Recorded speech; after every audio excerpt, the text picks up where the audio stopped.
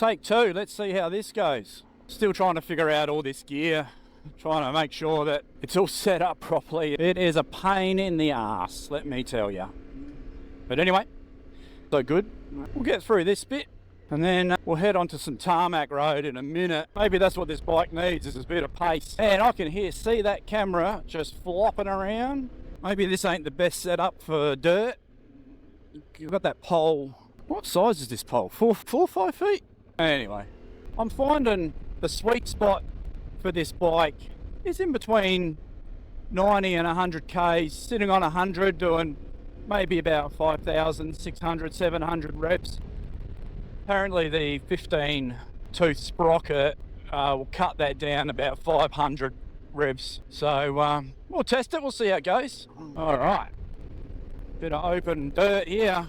So this is Mt Crawford in South Australia. We're just cutting through. It's after the Barossa Valley. My very first video, I tried to fly the drone here, but it's an approach area for aircraft going into Adelaide Airport, so I could only have it like high.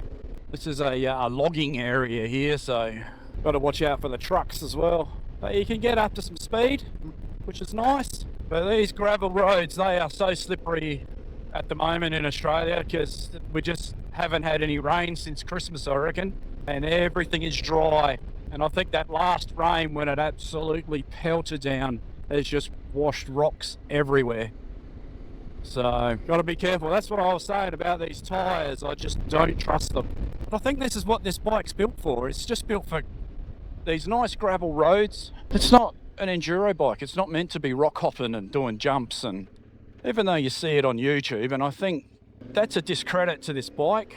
I think people see that and they dive by their own abilities. I see mates doing all sorts of stuff on it and think they can do it too. But one thing, you got to have the ability to do it, and second, you got to have the right bike to do it. And these guys are professionals, so they say they're not, but man, they're good riders. But here we go.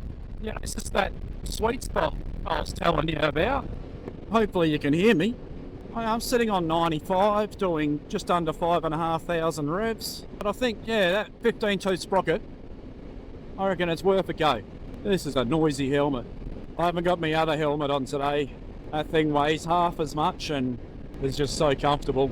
Anyway, there we go. I'm doing 100, doing just over 5,500 revs.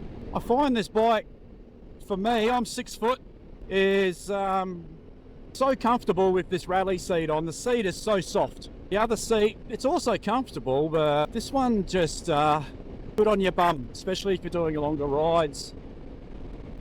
Feet hit the ground, no problem. Got to watch out for kangaroos around here. You got some lines here to guide you. I've got it on the lowest one, which makes the handlebars go up because when I'm standing up, reaching down as much. I think crouching over too much standing up just becomes a little bit uncomfortable, and I think your confidence disappears a little bit more because you don't feel comfortable. The other thing I've done to this bike is I've adjusted the throttle cable. I think we all know when we got our bikes, there was that lag. You're moving the throttle around an inch or 10 mil, 2 centimeters, anything would happen. So I've adjusted that, and that was just adjusting the 2 cables here. So I've got it with a very minimal amount of lag, just a touch, maybe 5 mil if that. And I find for me that is comfortable.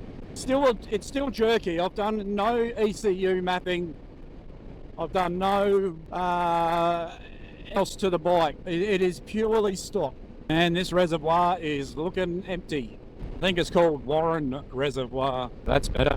I do have wind reduction on this in the camera, so when we get home and edit, we'll see what it's like. So far it seems to have worked okay. I've got this little furry outfit on, so we'll see what happens.